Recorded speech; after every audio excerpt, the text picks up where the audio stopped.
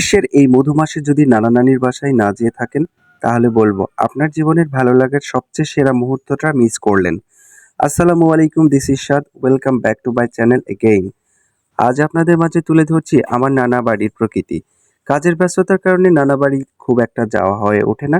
তারপরেও আজকে আমি হাজির হয়েছি নানা নানিকে দেখার জন্য। সাথে জমিয়ে নানির হাতের মজার মজার খাবার খাওয়া তো আছেই। গ্রামের যেদিকে চোখ পড়ছে শুধু কাঁঠাল আর কাঁঠাল গাছ দেখছি। চারদিকে পাকা কাঁঠালের মিষ্টি গন্ধ মন মাতিয়ে তুলছে। এরই মাঝে নানা আমাকে নিয়ে চলে এসেছে যেখানে নানা ফাঁদ পেতে দেশি মাছ ধরেন।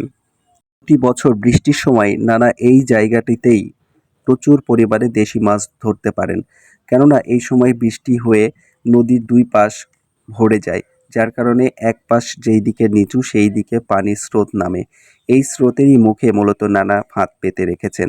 এখান থেকে দেশি অনেক জাতের মাছ নানা ধরতে পারেন। তো চাক্ষুষভাবে আজকে আমি দেখার জন্য এখানে চলে এসেছি নানা কিভাবে মাছ ধরেন।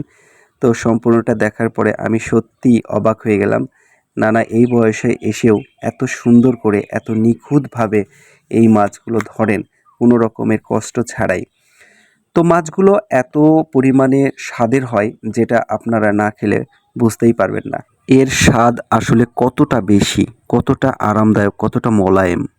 বেশ কিছু মাছ ধরা পড়েছে ফাঁদে। এরপর মাছ দেখার পর আমি চলে আসলাম নানার বিশাল পটল ক্ষেত দেখার জন্য। মূলত এই পটল ক্ষেত থেকেই নানা টাটকা ও সজীব কিছু পটল আমার জন্য আগে থেকেই তুলে রেখেছে। বিশাল এই পটল ক্ষেতটি নানা একা নিজে হাতে তৈরি করেছেন। ওর বাসায় এসে দেখি নানি আমার জন্য মাটির চুলায় ভাত বসিয়েছে। কতদিন পর নানির হাতে রান্না করা ভাত খাবো ভাবতেই মনের মধ্যে শিহরণ জাগছে আমার। যাই হোক, বেশ মজা করে খাওয়ার পর এবার বাড়ি ফেরার পালা। এরপর দেখি নানি একে একে ব্যাগ ভর্তি করে মাছ, পটল, গিমা শাক, ক্ষেতে চাষ করা কাঁচা মরিচ আরও অনেক কিছু আমার বাইকে বেঁধে দেওয়ার জন্য প্রস্তুতি নিচ্ছে। সাথে অবশ্যই নানা সাহায্য করছে। আমি অনেক সৌভাগ্যবান এরকম আমার নানা নানি পেয়েছি।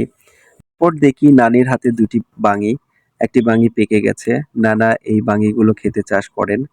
নানা এবং নানি দুজনে মিলে আমার বাইকটা ব্যাগ দিয়ে সুন্দর করে আটকিয়ে দিয়েছে।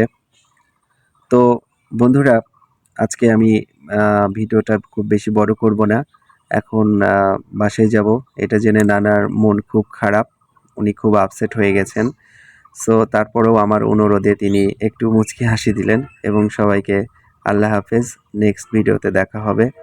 ভালো থাকবেন সবাই।